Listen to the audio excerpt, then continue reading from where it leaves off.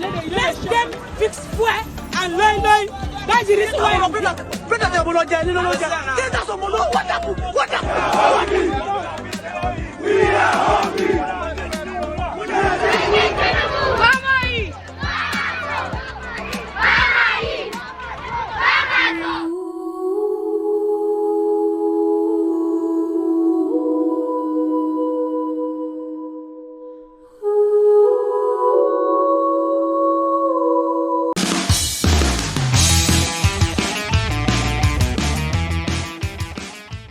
A very good morning to you, Mr. Sowore, and thank you so much for joining us this morning. Good morning. Thanks for having me. Thank you so much for coming on. We also have been told that Barrister Sam Kagbo-San will also join us later on, but he is on video chat, so we'd just like to acknowledge him as he is on standby. Now, in the meantime, let's kickstart things with Mr. Sowore. Day 3 of the hashtag EndBadGOVERNANCE. We have seen violence across this, at some parts of the country, particularly in the north, where we saw looting in Kano and Kaduna. We've also seen an imposed curfew, 24 hours curfew from the day 1 in Kaduna, Kano, and also some curfew as well in Yobe as well. We also saw some part of looting at Inyanya, a border town between Abuja and Nasarawa. That as well, also a curfew was imposed in that town, part of the town in Abuja. But we also saw tear gassing, rounds of live ammunition shot at protesters from day 1 and day 2. And in day 1 as well, some protesters were arrested and accosted by thugs and arrested by the police. But Mr. Sowore, in the last 3 days, what is your take on the hashtag EndBadGOVERNANCE protest? What do you think about the turnout, and the turn of events so far for the last 2 days?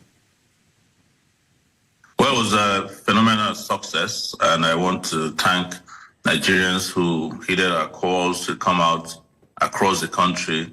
As you have covered yourself, these protests kicked off in Abuja on Thursday, and very quickly spread from Port Harcourt to Maiduguri, from Badagry to Naibawa Park in Kano, and by the evening of Thursday, it had almost happened across the country. And this was what I told you the last time I was on the show, that this is going to be very massive, and it has continued. Yes, there's been some initial problems, which was caused by the government and security agencies, because they had thought that they could use their usual tactics of repression to stop Nigerians from demanding for their fundamental rights, which basically is about their own existence. And I'm sure they were shocked to know that within such a short period, Nigerians were conscientized, mobilized, and were able to insist, regardless of what the government did. You have covered extensively all kinds of strategies and tactics they used, bribing people, threatening people, bringing in traditional rulers, religious leaders, bringing in traditional practices to threaten people, especially in Lagos and Abuja, and then eventually cracking down and killing Nigerians who are just simply demanding for their rights. With regards to the looting that happened in Kano, it has now been established that it was carried out by people who were brought in by the APC to attack the government house. It had nothing to do with us. And that was why the protests continued the next day. Without, the moment the government was exposed as being behind the violence and the looting, the protests went smoothly the next day, which was yesterday, and it's going to continue today. Even though somebody had expressed that maybe the crowds weren't as big as it started, of course, people needed to take a little bit of a break, but it would continue, and I assure you that this protest will continue to be massive for the next, as long as the protesters decide to be on the streets, which is for now is going to be for the first 10 days, and we'll see what goes on from there. So I want to bring your attention to a comment made by a lawyer, that's Ebolu Adigberuwa. I'm not sure, I don't know if you've heard about this, but he well, counting some of the losses that Nigeria has experienced in the past few days, called for an end to the protest and dialogue. I'm going to read exactly what he said and verbatim to you. Now, he said, I appeal, hang on a second. I appeal to the protesters to withdraw themselves from their various protest grounds and to suspend the protests immediately and indefinitely, to give room for meaningful dialogue and engagement with federal government. He continues here, given that the protests were said to have been hijacked by sponsored agents, it is necessary to avoid further losses and casualties. The organizers and their representatives should embrace dialogue. I'm wondering what your take is on this particular statement, noting that initially he is one of the people who also called for the police to actually support the protesters from, I think, earlier last month. What's your take? I've spoken to him. It's his private opinion and he's entitled to it.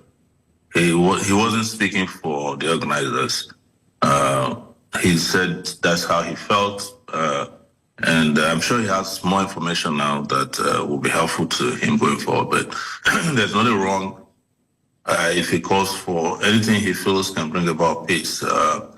You know, a lot of people would say different things at this time, and Ebu is extraordinarily brilliant guy. He was a student union leader. He was president of University of Obafemi Awolowo University. Student union when I was student union president at the University of Lagos. So we've known each other for a long time. So there's nothing to worry about. The protest will continue. He understands that very well. And what's your take on the losses that we have experienced? Like in the north, we had the situation where there was the looting of the NCC yet to be commissioned building. There was also the shooting of a young man in, I think, Kano. And there's also curfew in Kaduna State and parts of Nasarawa as well. Well, the protesters have broken the curfew on their own as of yesterday. There are no more curfews that I know of. The casualties you have mentioned, as you know yourself, was caused by the police. The police went out to kill people. The looting in Kano was carried out by the APC people.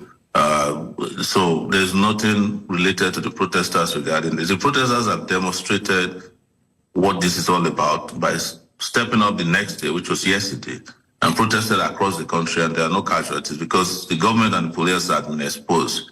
You know, if you were on Twitter, day before the protest, Lagos police claimed that there was a bomb in Lagos just to scare people and that they detonated. But we knew these tactics. They were going to do anything possible, you know, to blackball the protester and the organizers. What they were trying to do on the first day by killing people and looting was to show to the country that, oh, this is what we said. These people it's going to be hijacked. But this is day 3 now. Who has hijacked the protest except what the government did? Nobody. The protest is firmly back in the hands of Nigerian people. And they have demonstrated that this is going to be non-violent. The only violence you notice, and this is very important for framing by the media, was carried out by the government. So we should be calling on the government to fish out the policemen and the thugs who carried out, because they know them, they work together. These are their affiliates, they're their friends and cronies, they're the marshals of violence in the country, and they know them. And we are going to ensure that everybody who participated in killing peaceful protesters is brought to book. And now, it's very interesting that you're saying that the government should be held responsible, because I want to extend a right of reply to you. Yesterday, during the Breakfast Central show here on News Central TV, we had Shaga Links, hopefully I'm saying that correctly, Shaga Links, who is, of course, quite popular on social media, especially on X, that is Twitter. And he said that you ought to be held responsible for those that have died during the hashtag EndBadGOVERNANCE protest, and said that you clamored for this protest, and so they followed your directive and now have died, and you ought to be held responsible. So let me extend a right of reply to you regarding his statements from yesterday and this accusations from him. I don't take him that serious to be replying to that. This is very illogical to hold somebody who is fighting for justice responsible for crimes committed by the government. The people who carried out the looting, the killings yesterday are government officials. That's the police. Or probably the DSS might be involved. We haven't seen the army act in any way to suggest that they were involved. So how do you then hold somebody responsible for exercising his own fundamental rights? I think there's something wrong somewhere with his thinking faculty. I must also ask you as well about the entire process in terms of the government response and the heavy presence of security agencies, but most particularly the tactic and mode of engagement with protesters. Now, we understand that there are designated points allocated for this protest across states, for Lagos, Abuja, and other major states as well. But when protesters don't go to that place, they are tear-gassed and sporadically shot at in the air, which has also resulted to one stray bullet hitting somebody, and now that person, unfortunately, is dead. I want to ask about that tactic. What, if, just, to your reaction on that.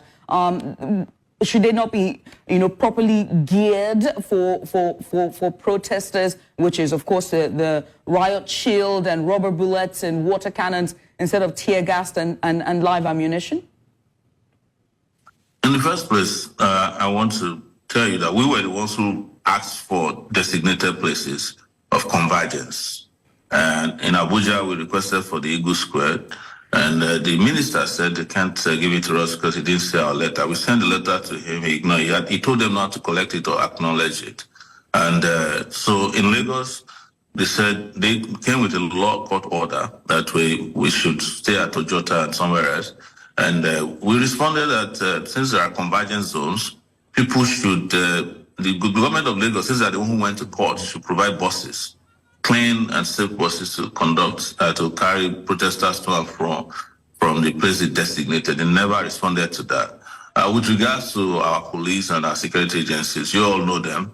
They are not interested in any professional conduct. That's why somebody or several persons must be held accountable for the crimes of killing and murder of innocent civilians in this case. The standard procedure for engaging protesters is to wear non-lethal or to put up a non-lethal resistance by the security agencies. But our police are so trigger happy. They're always happy to kill their fellow citizens. I don't know how long this is going to continue, but this is part of why there's end governance. And this can quickly snowball into, I think the police is provoking Nigerians to have another NSAS added to this end bad governance. Otherwise, there was no basis to be killing people who are conducting themselves peacefully. By nature, protests are not supposed to be confined to anywhere, especially when the protesters are defined from the beginning. There was ample notice given to the government that they will be marching, there will be rallies, and all sorts of protest activities going on. So there was no basis for what the police did, but they knew what they were doing. The IG of police was trying to please the President Tinubu because 4 years was apparently added to his tenure, which will make sure doesn't happen, by the way. And the government, you keep referring to the government hasn't even said a word, apart from poking their hands in the eyes of Nigerians and mocking them. The government hasn't said a word. So there's no government response as far as I'm concerned, other than to just be mocking people after they have murdered them during the protest. And another thing I wanted to add is that if the protesters were not convinced and committed, why do you think they will keep coming out every day, even after they knew that they could get killed? Because people are tired, people are hungry, they've been stripped of their dignity. And for a lot of Nigerians, death is better than the kind of miserable existence that they have now. It's very sad that we have this kind of people in power who have no regard for our people and their existence. And, they behave as if, government is set up to become the greatest enemy of the people of the country. Okay, a bit of balance here. Most of the comments and responses that we've had from the protesters out there, they've given credit to the security authorities for actually being out there with the protesters and supporting them, save for some few places, especially in Yobe, where we had that instance of the stray bullet, or rather Kano, rather. But let's talk about uniformity. of the protests from across the country. Here in Lagos, we're recording good numbers, we're recording good tales, we're talking about support from the security agencies, but in other parts of the country, it might not be so. Later on in the show today, we'll be talking about the instances of violence from the protests.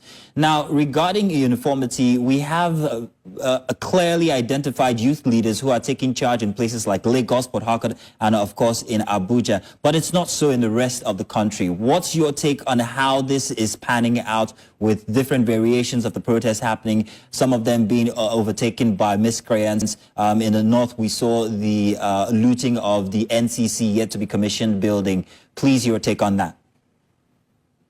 Well, this is part of the reason why, even as journalists, you should continue to investigate every word you put out there. You keep referring to the looting of NCC, but you are leaving out the people who have been identified as looting the NCC. The Kano State government has also accused some individuals of carrying out what happened at the NCC. I saw in the news yesterday an APC youth leader who was part of the looting, who had met earlier with the deputy governor of one of the candidates in the APC. So, and the other thing that may not be far-fetched, which is another thing you should look at, is that are you sure that it's not the NCC people themselves that arrange the looting? Because this is a place that was commissioned several years ago. It wasn't now commissioned. They just refused to put it to use, and now they want to, put it to use. And then suddenly it's looted. Why would you have such multi-billion naira center just left unprotected? And it's now, according to them, looted. But the focus on looting doesn't address the fundamental reason that this protest was being sabotaged by the government. Yeah, in the protest that has happened, we have counted over 26 states or so that have participated in this protest. They're focusing on Kano, as if those chairs that were looted by the APC people are more important than the lives that were taken. The NCC can build a new center. They can refurbish it, but you can't rebuild life. That you can't bring back a person that has been killed. So it's important that in this narrative that we keep hearing of, as if this protest was designed to loot, it wasn't designed to loot, and it did not do that. That is the reason why. The second day of the protest, the protesters were able to prove to the world, not to Nigerians now, to the world, that this protest was not about what the government tried to paint it as by going back. And this day 3, you are covering day 3. Have you heard of any looting? And there's no looting associated with the protesters. Looting has been associated to the failure of the security agencies, either in places where they have connived directly with the looters themselves. That's if they are not looting these places themselves, or in places where they refuse to carry out their fiduciary duties to protect. We gave them ample opportunity. We met with the police IG. We met with him on Zoom, and we discussed what this is what it's about. We asked them to stay at alert, to protect. They said no, they're not interested. The IG said it during that Zoom meeting, that he's not interested in protecting us if we refuse to be confined to where they put us. He said it. If that happened in any country in the world, the IG should have resigned or be fired by now. We are not a serious country. And that's the reason why people are asking for end bad governance. Because when you have people who are put in places of responsibility, we should act whenever there's need for them to do their jobs.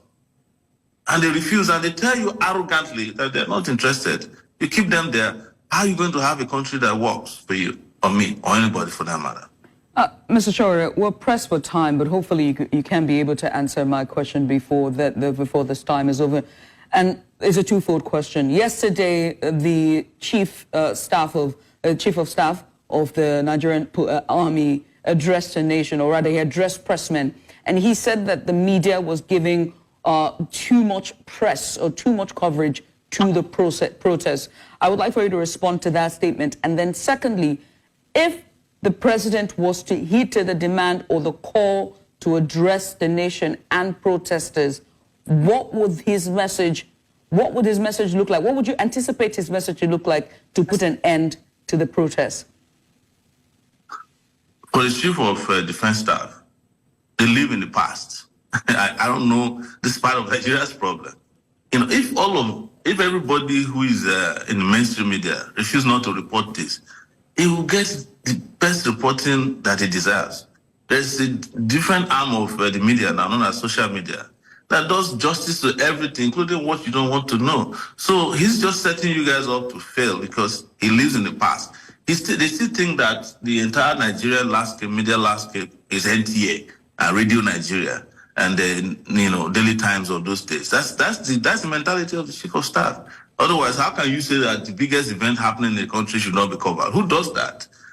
Who does that? I mean, I can't even imagine that he said that.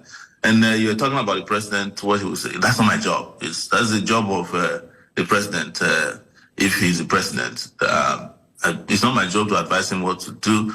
I'm not one of the people who elected him to power. And I've said it repeatedly that I don't believe he was elected by Nigerians. And this is what happens with terrible elections. It produces some of the most insensitive and incompetent people who feel that they're not responsible to anybody. So you can't blame him.